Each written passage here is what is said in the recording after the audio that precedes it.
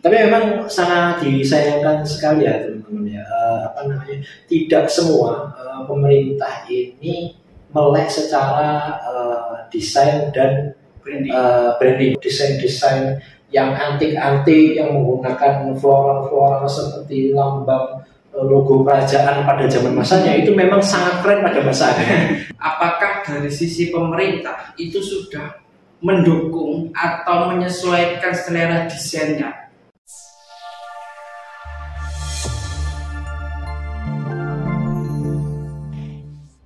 Halo Sobat Semanggi, ketemu lagi dengan saya Atik Rahmanto. Saya Dani. Untuk kali ini kita akan melanjutkan bedah buku Antologi Desain Grafis Indonesia ya, yang ini sudah 2 episode ya. Ini kita membahas buku ini. Yang pertama itu ada di bab 1, kemudian ada bab 7 juga. Nah ini ada bab yang sangat menarik banget nih ya Mas Dani ya. Di bab 3, aduh tadi saya lewat, nah ini dia. Bab 3 itu judulnya adalah Investasi Menuju the Brand Called Indonesia. Jadi di sini yang sangat menarik adalah buku ini bukan hanya membahas tentang desain grafis ya teman-teman, tapi membahas tentang brand seperti itu. Jadi bagaimana kita itu melihat sebuah desain grafis itu juga sangat mempengaruhi branding teman-teman. Jadi kalau misalkan untuk sebagai contoh ya, kalau misalkan kita melihat Milo kemarin waktu tanggal 14 Februari kemarin ya Mas Dani ya. Jadi kan memang setiap capres itu memiliki brand masing-masing dengan gemoynya ya kan, dari 02 kemudian ya dari 01 dan 03 memiliki brand sendiri, betul. Nah di sini ini membahas bagaimana kita itu sebagai warga Indonesia ya itu menempatkan diri seharusnya berinvestasi untuk kemajuan negeri ini teman-teman. Jadi di sini tuh kita membahas budayanya, di sini kita juga membahas brandnya. Nah di dalam buku ini sendiri ya, jadi kalau misalkan kita ngomongin brand Indonesia ini, kita juga harus melihat budayanya ya. Jadi kebudayaan itu sering dilihat sebagai benda utuh yang sudah jadi, yang diberikan orang tua kita, yang tidak boleh diapa-apakan. Sebaliknya kita seharusnya melihat budaya yang ada sebagai modal yang dapat dikembangkan, dibangun, dibongkar, dan disempurnakan gitu. Jadi memang di dalam buku ini itu membahas bagaimana kita itu kalau misalkan ingin membranding ya, terutama Indonesia, itu juga sangat berpengaruh atau keterkaitan dengan desain grafis. Kalau misalkan menurut Mas Dani sendiri itu gimana Mas? Menurut saya sendiri sih ya, setelah baca buku ini, jadi kita itu mungkin bisa diibaratkan ini ya, di mana langit dipijak, di situ bumi dijunjung. Nah, itu artinya di mana kita sedang berada, kita harus investasi dalam arti di bidang branding. Nah, jadi kita branding untuk menaikkan kebudayaan yang ada di kita. Nah, kebetulan kita lagi di Indonesia, jadi kita investasi dengan menaikkan branding kebudayaan di Indonesia, terutama di Surabaya ya, karena kita tinggal di Surabaya. Jadi kayak makanan apa lah itu kita juga harus branding supaya nanti ibaratnya bisa naik kelas lah. Jadi kita juga membranding hal seperti betari atau makanan betari. Jadi investasinya itu terletak di situ supaya nanti ya mungkin kebudayaan atau makanan nanti bisa naik kelas dan bisa dikenal lebih banyak orang. Ya, jadi memang tadi di mana bumi dipijak, di situ langit dijunjung. Di situ langit dijunjung. Jadi memang kalau misalkan kita analogikan, kalau misalkan kita ingin mengenalkan sesuatu budaya, entah itu identitas ya. Kalau misalkan dalam buku ini membahas memang identitasnya lebih fokus kepada Indonesia, negara kita tercinta. Jadi memang yang diutamakan adalah budaya-budayanya, dan desain yang digunakan pun juga kalau bisa menjunjung atau mendukung budaya-budaya tersebut. Jadi mungkin dengan menggunakan simbol Surabaya seperti yang Garuda seperti itu. Jadi dalam konsep desainnya, dalam konsep brandingnya itu sangat berkaitan di dalam pembahasan buku ini.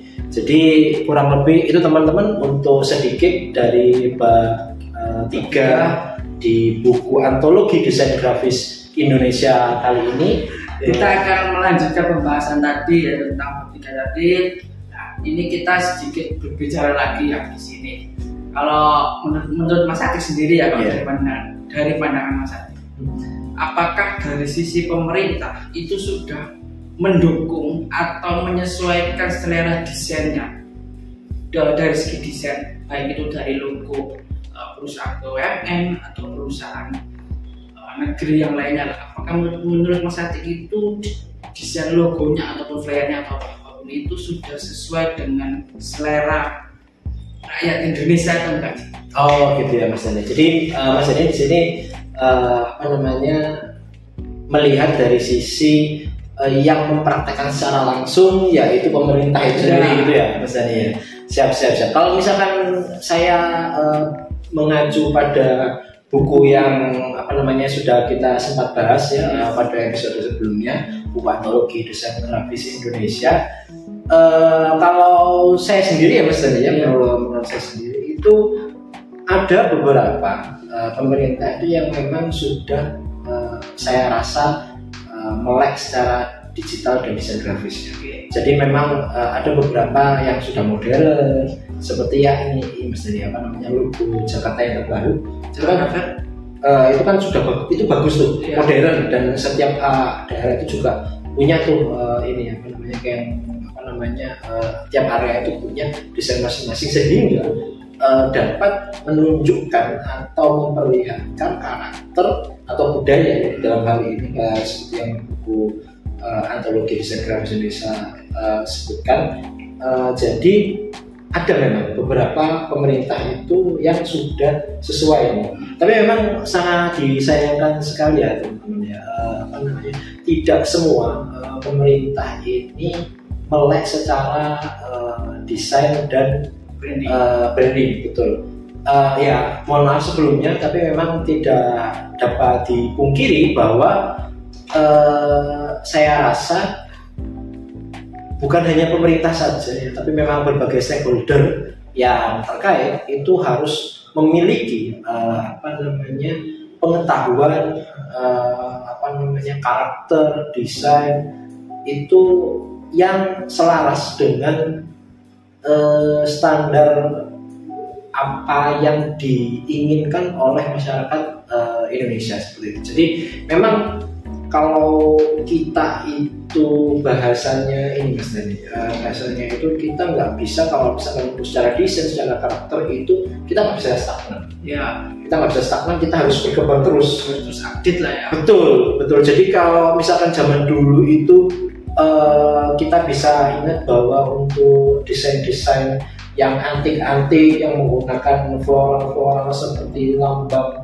logo kerajaan pada zaman masanya itu memang sangat keren pada masanya ya. Tapi kalau yang sekarang itu ya ngapunten mohon maaf tidak sesuai seperti itu. Walaupun untuk kasus tertentu kalau misalkan memang itu menunjukkan budaya pada zamannya tidak ada masalah, seperti mungkin logo kekeratonan seperti itu ya, nggak mungkin dong ya logo seperti itu dimodernisasi kan tidak mungkin, karena memang malah menghilangkan keaslian budayanya seperti itu. Tapi pada